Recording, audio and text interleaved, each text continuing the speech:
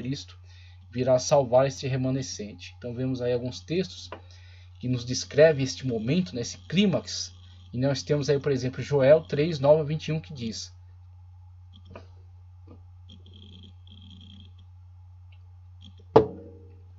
proclamem isto entre as nações, preparem-se para a guerra, despertem os guerreiros, todos os homens de guerra aproximem-se e ataquem.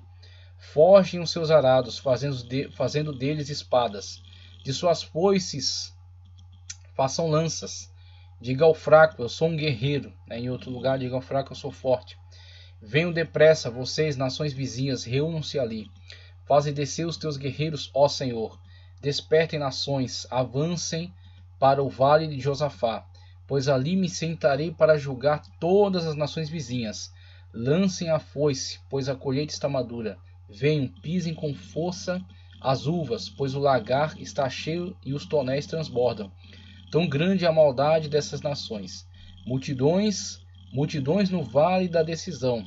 Vale de Armegido, poderíamos colocar, né? Conforme outros textos nos dão a indicação. Pois o dia do Senhor está próximo, do vale da decisão. O sol e a lua escurecerão, e as estrelas não brilharão. O Senhor rugirá de Sião e de Jerusalém. Levantará a sua voz. A terra e o céu tremerão. Mas o Senhor será um refúgio para o seu povo, uma fortaleza para Israel. Então vocês saberão que eu sou o Senhor, o seu Deus, que habita em Sião, o meu santo monte. Jerusalém será santa, e estrangeiros jamais a conquistarão. Naquele dia os montes gotejarão vinho novo, das colinas manará leite. Todos os ribeiros de Judá terão água corrente. Uma fonte fluirá do templo do Senhor e regará o vale das acácias. Mas o Egito ficará desolado. Edom será um deserto arrasado, por causa da violência feita ao povo de Judá, em cuja terra derramam sangue inocente. Judá será habitada para sempre, Jerusalém por todas as gerações. Sua culpa de sangue ainda não perdoada, eu a perdoarei. Está para o futuro. O Senhor habita em Sião. Joel 3, 9 ao 21. Vemos aí características dessa profecia, principalmente observando, né, aquela técnica na qual entendemos uma profecia tendo duplo sentido, né, ou tendo um duplo alcance, sendo então visualizado algumas situações da época de Joel, né, principalmente com relação a Edom, tá ok? Mas algumas sendo então enquadradas para o período escatológico, quando por exemplo vemos o Senhor declarar que Jerusalém nunca será conquistada. E aí vemos que a Jerusalém que não será conquistada é a Jerusalém da época visualizada aí na guerra de Armagedon, que só não será conquistada porque o Senhor Jesus Cristo virá em seu socorro. Porque a Jerusalém defendida pelos israelitas foi conquistada, e não poucas vezes. Mas a Jerusalém que será defendida pela intervenção do Senhor Jesus Cristo, essa não será conquistada. O Senhor nela instalará o seu reino, né? Firmará lá a sua bandeira, regerá ela com o seu cetro, tá ok? Ressuscitará os seus santos, e alguns creem nisso. Colocará também ali o seu representante, né? Colocará Davi para reinar ali nessa terra de Israel. Então Davi, dentre os santos ressurretos, reinará ali sobre o trono. Ele será não um rei absoluto, mas será simplesmente um representante do verdadeiro rei, o rei dos reis, que é o Senhor Jesus Cristo. Então temos aí a profecia de Joel, a forma como ela trata, né, essa questão acerca da grande batalha e da intervenção do Senhor, que traz salvação ao seu povo. Vemos também essa profecia de Zacarias, e ele até assim é mais terrível ainda, porque ele é mais específico, né? Então ele aborda até algumas coisas que são bastante dolorosas. Veja só. Vejam, o dia do Senhor vem, quando no meio de vocês os seus bens serão divididos. Reunirei todos os povos para lutarem contra Jerusalém. A cidade será conquistada, as casas saqueadas, as mulheres violadas. Metade da população será levada para o exílio, mas o restante do povo não será tirado da cidade. Depois do Senhor sairá a guerra contra aquelas nações, como ele faz em dia de batalha. Naquele dia os seus pés estarão sobre o monte das oliveiras, o leste de Jerusalém, a leste de Jerusalém. E o monte se dividirá ao meio, de leste a oeste, por um grande vale. Metade do monte será removido para o norte, e outra metade para o sul. Vocês fugirão pelo meu vale entre os montes, pois ele se estenderá até Azel. Fugirão como fugiram do terremoto nos dias de Uzias, rei de Judá. Então o Senhor, o meu Deus, virá com todos os seus santos. Naquele dia não haverá calor nem frio. Será um dia único, no qual não haverá separação entre dia e noite, porque quando chegar a noite ainda estará claro. E por que estará claro, senão por causa da presença maravilhosa do Senhor, que está intervindo em favor do seu povo, não é? Um dia que o Senhor conhece. Veja que maravilha, né? Um dia que o Senhor conhece, e não outro, somente ele, né? Naquele dia águas correntes fluirão de Jerusalém, metade delas para o mar do leste, metade para o mar do oeste. Isto acontecerá tanto no verão quanto no inverno. O Senhor será rei de toda a terra. E aí vemos, inclusive, a partir dessa declaração acerca dessas águas, que o Mar Morto será então restaurado, né? O Mar Morto terá suas características mudadas e será agora curado pelas águas que vão manar. Então o Senhor será rei de toda a terra, o milênio, a teocracia universal. Naquele dia haverá um só Senhor, e o seu nome será o único nome. A terra toda, de Geba até Rimon, ao sul de Jerusalém, será semelhante a Arabá. Mas Jerusalém será restabelecida e permanecerá em seu lugar, desde a porta de Benjamim até o lugar da primeira porta, até a porta da esquina, e desde a torre de Hananel até os lugares do rei. Será habitada, nunca mais será destruída. Jerusalém estará segura. Declarações do profeta Zacarias, profeta pós-exílico. Capítulo 14, versículos de 1 a 11. Ainda na descrição acerca deste momento, temos também Miqueias. Miqueias diz: de novo terás compaixão de nós, pisarás as nossas maldades. Vemos aí retratando que Israel primeiro sofrerá. Está aí em concatenação com todas essas visões, inclusive na conclusão com as declarações de Cristo. Israel primeiro sofrerá, então haverá primeiro um grande sofrimento, uma grande opressão, para dentro dela haver uma grande restauração, dentro dela haver uma grande conscientização e a intervenção divina para a sua salvação. Pisarás as nossas maldades e atirarás todos os nossos pecados nas profundezas do mar. Mostrarás fidelidade a Jacó, Jacó sendo sempre representante de Israel, e bondade a Abraão, o pai genealógico de toda essa nação, conforme prometeste sob juramento aos nossos antepassados na antiguidade. Então as promessas que o Senhor fez e que permanecem firmes por toda a eternidade. Miqueias 7, 19 e 20. Isaías também fala acerca disso. Um remanescente voltará. Sim, o remanescente de Jacó voltará para o Deus poderoso. O remanescente, ele diz, ele já encara nessa perspectiva, que não é a totalidade, não é a grande massa, mas é o remanescente. Embora o seu povo, ó Israel, seja como a areia do mar, apenas um remanescente voltará. A destruição já foi decretada e virá transbordante de justiça. Isaías 10, 21 e 22.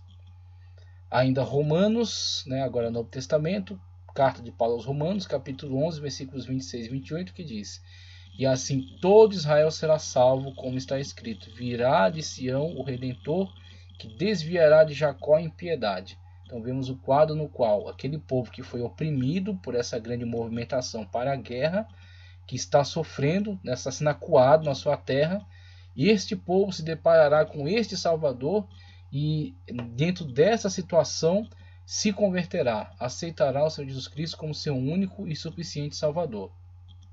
Por isso que o Senhor chora sobre Jerusalém. O Senhor chora tanto pelo fato de que a sua profecia teria um cumprimento no ano de 70 depois de Cristo, quando veio as tropas do imperador romano, o general Tito, adentrou ali a cidade e causou uma grande destruição. E depois no ano 135, se não me engano, com a revolta de Bar Koba, houve também grande destruição e o povo foi espalhado, a diáspora foi espalhado pelo mundo. esses eventos, mas também este evento, o evento escatológico, no qual Israel está sendo acuado dentro da sua terra. E se não é intervenção divina aqui, eles seriam dizimados, seriam completamente eliminados. Aquilo que Hitler não conseguiu fazer na Alemanha, aquilo que Stalin não conseguiu fazer na União Soviética. E aqui o anticristo, né, esse que é da mesma turma, né, esse pessoal que primeiro empreendeu esses testes e agora vem com a sua ação efetiva, ele só não logrará êxito aqui por causa da intervenção do Senhor Jesus, que lá atrás já tentou ajuntar o seu povo, seus amados, debaixo do seu governo, da sua proteção, sendo rejeitado. Mas agora, diante dessa situação, será então recebido diante dessa situação na qual Israel será agredido, será enfrentado, mas será salvo pelo Senhor Jesus Cristo e pela igreja que virá juntamente com ele. Esta é a minha aliança com eles quando eu remover os seus pecados.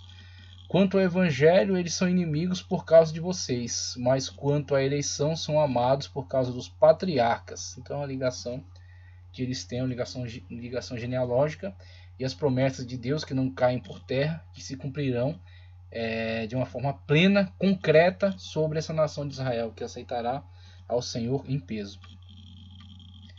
Na continuidade, vemos aqui o texto, né, o texto principal para falar acerca de milênio. Apocalipse 20.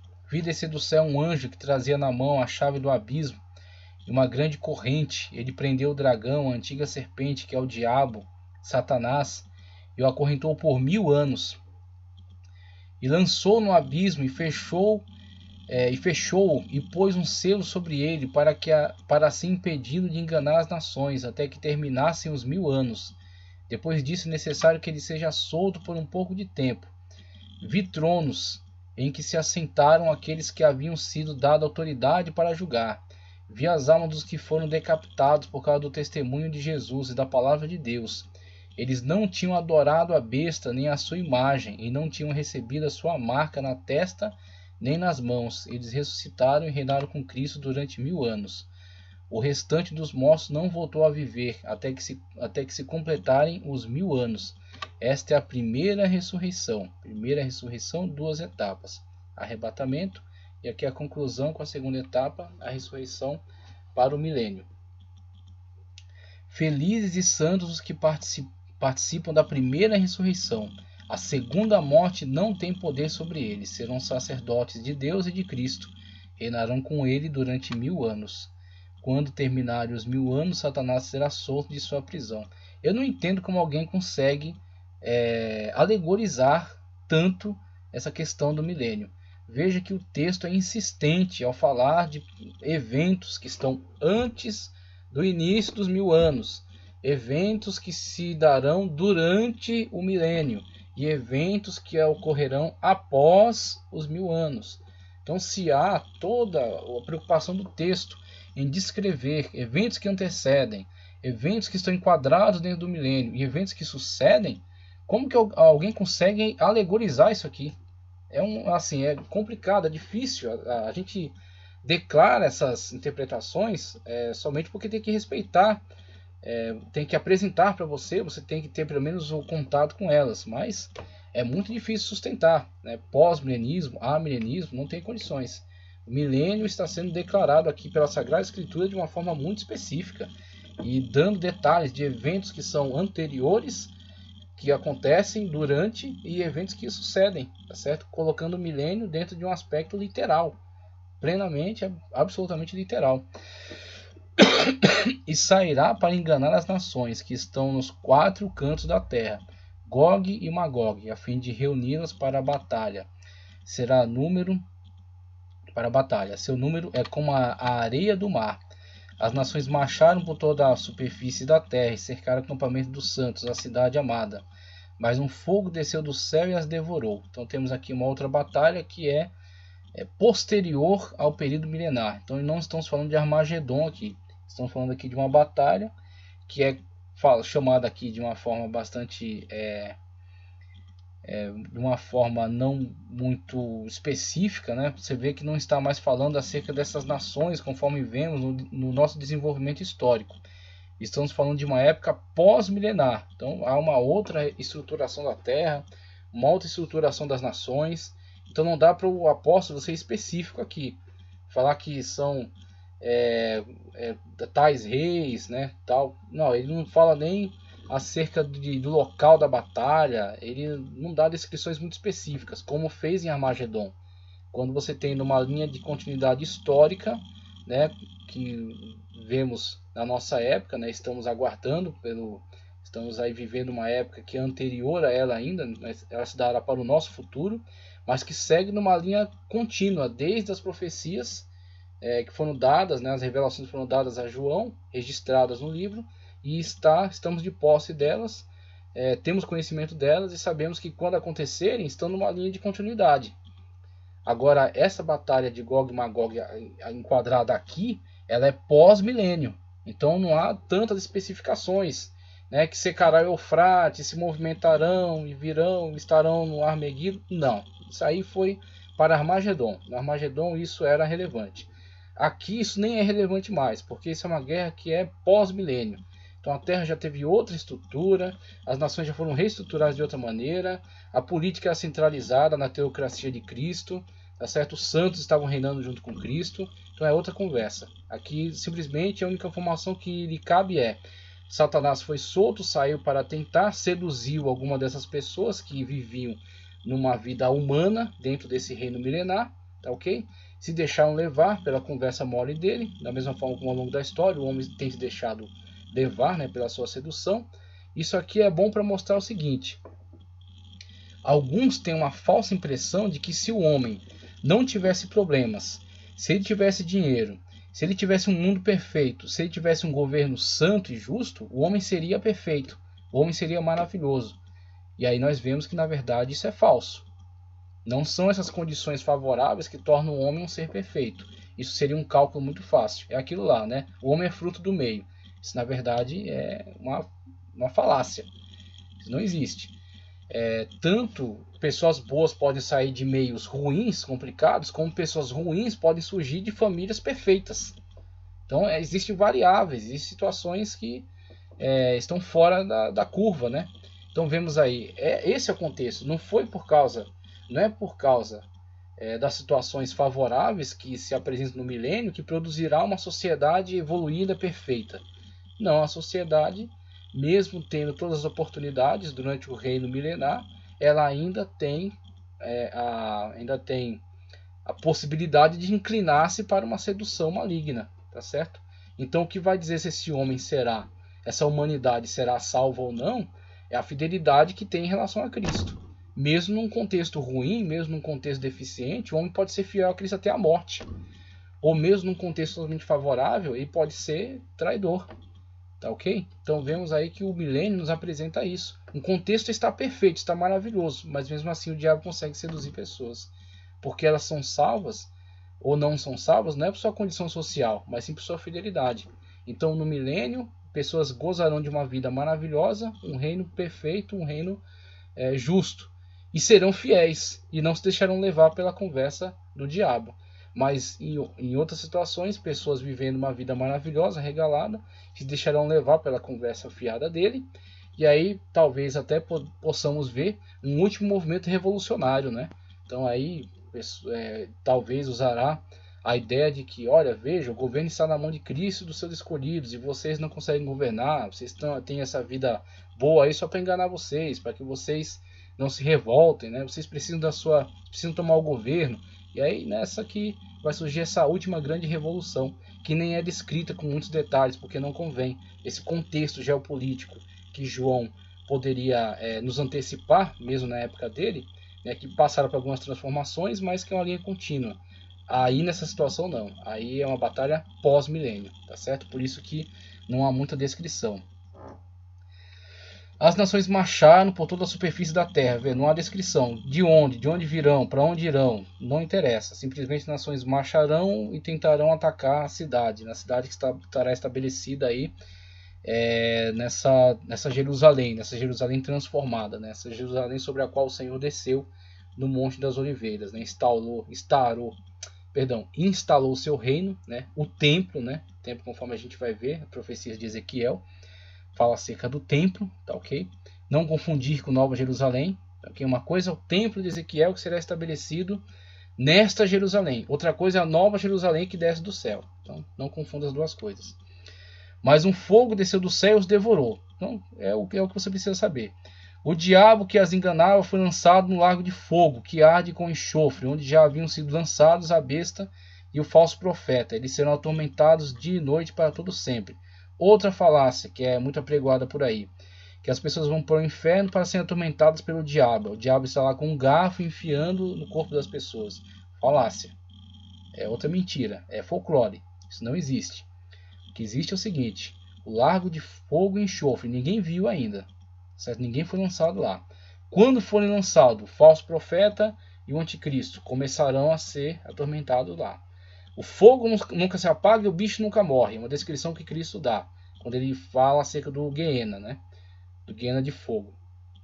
Então vemos aí, primeiro, falso profeta e anticristo. Depois, o diabo. O próprio diabo será atormentado no lago de fogo. Ele será atormentado. Ele estará sob esse tormento, e depois as pessoas que se deixaram seduzir por ele também estarão nesse tormento. Os anjos caídos também estarão nesse tormento. Serão todos atormentados aí neste lago de fogo e enxofre. E esse lago de fogo e enxofre, ele foi, no primeiro momento, né, ele foi feito, ele existe para punir o diabo e seus anjos, aqueles que caíram na grande rebelião. Mas os homens que se deixam levar, se deixam seduzir por ele, serão então também condenados na mesma condenação. Então, esta condenação, ela é requerida por aqueles que vivem uma vida de pecado. Aqueles que vivem uma vida de santidade, aqueles que reconhecem pecadores, se arrependem e pedem uma vida, vivem uma vida de penitência, pedindo perdão pelos seus pecados e recebendo salvação em Cristo Jesus, que estão ligados a Ele, e tem Ele como seu único e suficiente Salvador, são então livrados dessa condenação. Então a condenação deles é anulada porque a graça de Cristo, a justiça de Cristo lhes é atribuída. Então eles são salvos na pessoa bendita de Cristo Jesus. Tá ok? Agora aqueles que rejeitam deliberadamente, aqueles que vivem uma vida de pecado, eles estão pedindo para ir para o inferno. Então isso lhes será dado. Uma vida de pecado é retribuída com uma eternidade de inferno. O salário do pecado é a morte, como diz Paulo. Então isso tem que ficar muito claro. O inferno foi construído, o inferno foi solicitado por aqueles que viveram uma vida de pecado.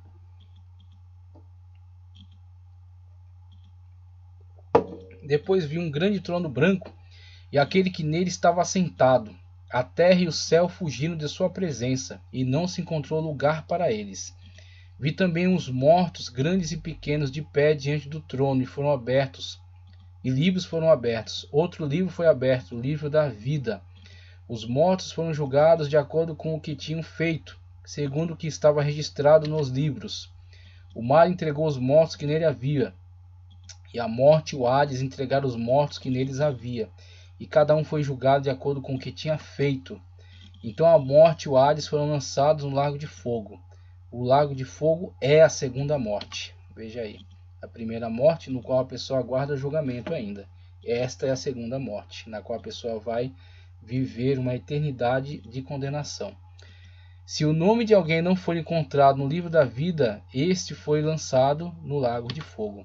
Apocalipse 20, 1 ao 5, encerra então essa questão. Temos aí fatos que antecedem e fatos que sucedem o tema central, que é o milênio. Vi descer do céu um anjo que trazia na mão a chave do abismo e uma grande corrente. Ele prendeu o dragão, a antiga serpente, que é o diabo Satanás, e o acorrentou por 1000 anos. Lançou-o no abismo, fechou-o e pôs selo sobre ele, para assim impedi-lo de enganar as nações até que terminassem os 1000 anos. Depois disso é necessário que ele seja solto por um pouco de tempo. Apocalipse 21 ao 3, temos aí o evento que abre, né, pós Armagedon, pós aquela batalha, a vitória do Cordeiro junto com os seus santos, a salvação, o resgate do remanescente de Israel, a prisão de Satanás.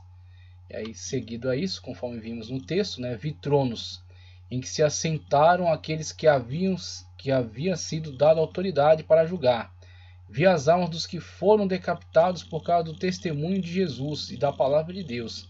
Eles não tinham adorado a besta, nem a sua imagem, e não tinham recebido sua marca na testa nem nas mãos. Eles ressuscitaram e reinaram com Cristo durante 1000 anos. Vemos aí, por exemplo, no quinto selo, a abordagem acerca daqueles que são mortos e estão clamando por vingança da parte de Deus debaixo do trono.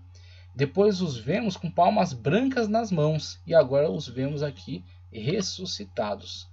E aí temos o restante dos mortos, não voltou a viver até se completarem os 1000 anos. Esta é a primeira ressurreição. Felizes e santos os que participam da primeira ressurreição. A segunda morte não tem poder sobre eles, serão sacerdotes de Deus e de Cristo, e reinarão com eles durante 1000 anos, aqueles que estarão presentes ao milênio, né? Aqueles que serão ressuscitados, né? Que estarão incluídos nessas etapas concernentes à primeira ressurreição, em corpos gloriosos, e aqueles que adentrarão e viverão como seres humanos, que gozarão, né, de todas essas benesses de um reino perfeito, o reino milenar de Cristo sobre a terra.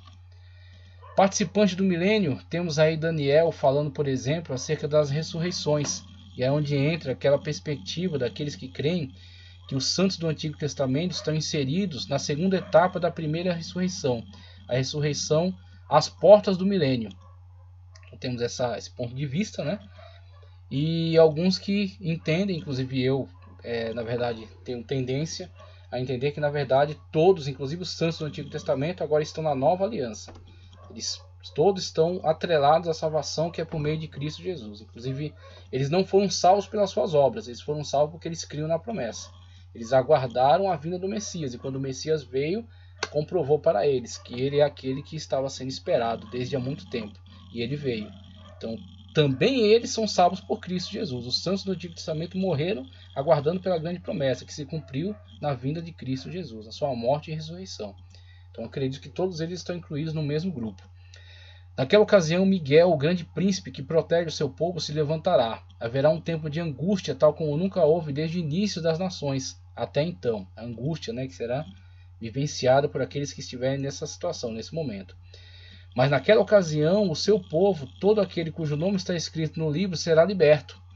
Multidões que dormem no pó da terra acordarão, uns para a vida eterna, outros para a vergonha ou para o desprezo eterno. Então temos essa perspectiva, né, daqueles que ressuscitaram nesse momento para vivenciar. Ainda uma outra questão que eu queria também aproveitar nesse texto, que ele é oportuno para isso, uma questão, aliás, bem complicada. Nós não conseguimos falar dela de uma maneira assim tão doutrinária, vamos colocar assim, né, estabelecendo como que uma doutrina, mas podemos falar dela como uma inferência, né, aproveitando essas referências textuais aqui, que não são muito claras, tá? Não são muito objetivas se aplicadas a essa questão, mas eu creio que elas podem sim nos dar uma ideia acerca disso. Falar acerca daqueles que morrem sem ter tido oportunidade de ouvir a pregação do Evangelho. Tá? Então temos aí também, olhando para esse texto de Daniel, temos também a possibilidade, alguns enxergam, né, essa possibilidade, de que esse texto de Daniel 12, 1 e 2, ele esteja se referindo, vemos aqui, né, falando acerca de uma grande aflição, seguida por uma ressurreição, tá? E nesta ressurreição é visualizado grupos que são salvos e grupos que são condenados, tá? Os dois são visualizados no mesmo evento, nesta abordagem de Daniel. Multidões que dormem no pó da terra acordarão, uns para a vida eterna, outros para a vergonha, para o desprezo eterno. Então temos aí dois grupos que ressuscitam no mesmo momento, mas um grupo é para a vergonha eterna, outro para o desprezo, um para a vergonha eterna, outro para a vida eterna, tá? Então, somente a partir de uma inferência, né, repito aqui, não é uma questão tão forte, tão fundamentada, tá? Mas pode ser uma boa inferência aí para tratar acerca desse tema, acerca daqueles que viveram uma vida inteira sem terem sido alcançados pelo Evangelho de Cristo Jesus. Ao meu entendimento, ao meu ver, né, olhando para esses textos, Olhando também para o texto de Romanos, quando Paulo fala que aquele que sem lei fez as coisas da lei será julgado de acordo com aquilo que teve. Aí o livro de Deus, que é a natureza, por exemplo, né, que todos os homens estão indesculpáveis, porque Deus se manifestou por meio da natureza. Toda a terra manifesta, né, a existência de Deus. Então vemos aí que muitos dos povos, das tribos aí em ilhas distantes, povos em lugares de difícil acesso, povos que não foram alcançados durante muitos séculos, né, pela pregação do Evangelho, e que viveram de acordo, vamos dizer assim, sendo então julgados conforme sua consciência. Lembrando-se que nas alianças que Deus firmou com a humanidade ao longo da história, houveram dispensações em que Deus tratou com o homem a partir da sua consciência. Então, Deus tratou com o homem a partir da sua consciência. O homem acabou depois não dando ouvidos mais ao Espírito de Deus. Veio o juízo do dilúvio. Mas podemos entender então que Deus nunca abandonou nem uma pessoa. Deus nunca abandonou qualquer povo que seja, mas sempre esteve pregando a todos os povos por meio da criação. Deus sempre pregou por meio da criação. Deus sempre pregou por meio do seu Espírito, que fala diretamente à consciência humana, tá certo? Que aponta para o homem, dentro da sua consciência, aquilo que é certo e aquilo que é errado. Mesmo que ele não tenha alcançado um nível maior de complexidade no sentido de adoração, no sentido de culto, no sentido de doutrinas, de revelação da palavra de Deus, revelação escrita, mas ele tinha pelo menos dentro da sua simplicidade, dentro do mínimo possível, tá ok? Um conhecimento e um temor, tá certo? E uma consciência acerca do Deus verdadeiro. O Deus verdadeiro que criou todas as coisas. O Deus verdadeiro que é Espírito, tá ok? Então a partir dessa consciência e a partir daquilo que cada povo recebeu da parte de Deus, por mínimo que seja, podemos entender que Deus julgará também esses povos que pouco receberam com uma medida menor. Enquanto alguns povos tiveram a manifestação mesma do Senhor Jesus Cristo em carne, então tiveram a totalidade da revelação, e por isso muitos serão cobrados, porque muito receberam da parte de Deus, outros povos tiveram, vamos dizer assim, ao menos um mínimo, né? A questão da consciência, a questão da criação de Deus como revelação da sua existência, a questão do Espírito de Deus que fala a consciência humana, e creio eu serão julgados dentro dessa medida, não mais que isso, uma vez que isso foi o que receberam. E a partir dessa perspectiva podemos então imaginar, né?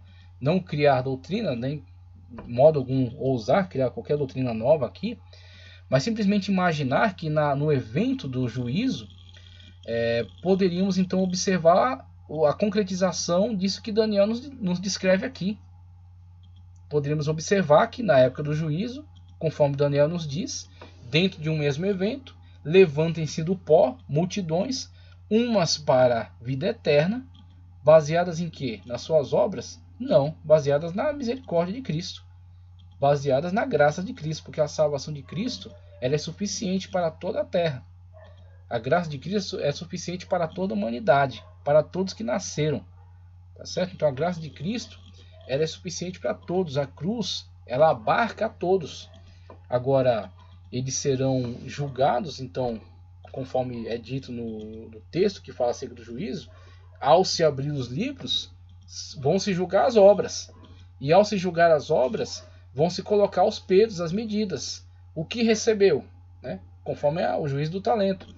Quanto mais talento, mais cobrado é. Quanto mais é dado, mais é requerido. Então podemos também imaginar a partir dessa perspectiva. O que lhe foi dado? A revelação de Deus através da criação. A consciência humana sendo então influenciada pelo Espírito de Deus, que com ela fala, né? Fala com ela acerca do certo e do errado. Então, abrindo seus livros, verão quais foram as obras dele. Ele se deixou levar pela revelação verdadeira de Deus. Ele alcançou um conhecimento de Deus, como por exemplo Melquisedeque alcançou. Ele alcançou um conhecimento de Deus como o profeta Balaão, antes de se vender para Balaque tinha. tá certo? Ele ouvia a voz de Deus, mas depois se vendeu para ele. Então temos homens que a Bíblia nos apresenta como servindo o Deus verdadeiro, sem termos conhecimento de onde eles conheceram o Deus verdadeiro. Então eu creio que também vai na mesma linha de entendimento. Algumas pessoas deram ouvidos ao Espírito de Deus que falava em seus corações e puderam ser guiadas com relação a um plano geral de certo e de errado. E puderam louvar ao Deus que criou todas as coisas, que é manifesto em tudo aquilo que foi criado. E quando abrirem-se os livros, isso estará nos livros. E ao abrindo-se os livros e constatando-se isso, Cristo o salvará pela sua própria graça. Cristo o salvará pela sua própria misericórdia. Cristo o salvará pelas suas próprias obras. Atribuirá a eles, então, as suas obras. E aí poderemos ter, então, a perspectiva abordada por Daniel, onde uns vão para a vida eterna, tá certo? Não falamos aqui em galardão, não falamos aqui acerca dessas questões, mas pelo menos vão para a vida eterna e outros vão para a vergonha eterna. Então é uma possibilidade. Tá, ok? Agora as linhas mais defendidas são aqui na verdade visualiza os santos do Antigo Testamento que ressuscitam na primeira etapa, ressuscitam na segunda etapa da primeira ressurreição, e outros ainda entendem que na verdade aqui é simplesmente uma distinção que Daniel faz entre santos e condenáveis, mas que ele não está sendo específico com relação ao momento. Então poderia ser enquadrado inclusive os santos da primeira etapa, da primeira ressurreição, visualizados como aqueles que ressuscitam para a vida eterna, tá certo? E outros então aguardam a segunda ressurreição para julgamento, juízo final e assim morte, desprezo eterno. Então temos essas perspectivas aí. Pelo menos é interessante a gente comunicar, né? Porque a gente tem que ponderar acerca dessas coisas, e eu acredito que o mais importante é entender sempre: Deus é justo. Você pode defender a doutrina que você quiser, você pode defender a perspectiva teológica que você quiser. Eu vou olhar, eu vou ouvir, vou observar e vou procurar sempre onde está a justiça de Deus aí. Onde está a misericórdia de Deus aí? Onde está a graça de Deus aí? Se qualquer perspectiva teológica atentar contra a misericórdia de Deus, contra a graça de Deus, contra a justiça de Deus, ela não é aceitável. Certo? Então, às vezes, algumas perspectivas teológicas que não são tão defendidas e às vezes não têm tanta popularidade, não é por isso que elas não estejam corretas. O que nós temos aqui como prioridade: Deus é justo, Deus é misericordioso, tá certo? E Deus é santo. Então temos que priorizar essas características da parte de Deus. É por isso que temos que pelo menos descrever, né, essas perspectivas, a gente ponderar acerca delas e ver onde nós encontramos mais características pertencentes, né, à natureza de Deus. Então, seguindo adiante, nós temos aqui o seguinte: este quadro, né, que aborda aqui acerca dos períodos escatológicos, e um estudo que nós daremos início na próxima aula. Então temos aqui ao final dessa fala acerca da ressurreição, né? Acerca da ressurreição para o milênio, a gente vai entrar aqui num estudo que fala especificamente acerca da teocracia, do reino de Cristo durante o milênio, o reino de Cristo na Terra, a única teocracia verdadeira, a única teocracia possível, que é o reino de Cristo sobre a Terra. Então aqui, o reino milenial de Cristo, a teocracia. E aí dentro dessa questão da 70ª semana, tá certo? A semana profética, né, que se cumprirá aí no tempo escatológico, após o arrebatamento, temos aí as subdivisões com o arrebatamento, governo de Cristo, tá ok? Que é o que vamos visualizar aqui, o pacto com Israel, tá certo? A grande tribulação, pacto com Israel, a grande tribulação, o Armagedon, manifestação gloriosa de Cristo e dos santos, e milênio ou teocracia universal. Temos aí estas abordagens, né, que faremos ao longo desse estudo que vamos colocar, que vamos estar disponibilizando aí, falando especificamente acerca da teocracia, tá? Então, não vou nem ler aqui porque vamos depois, na próxima aula, apresentar esse estudo acerca da teocracia, o governo de Deus na história.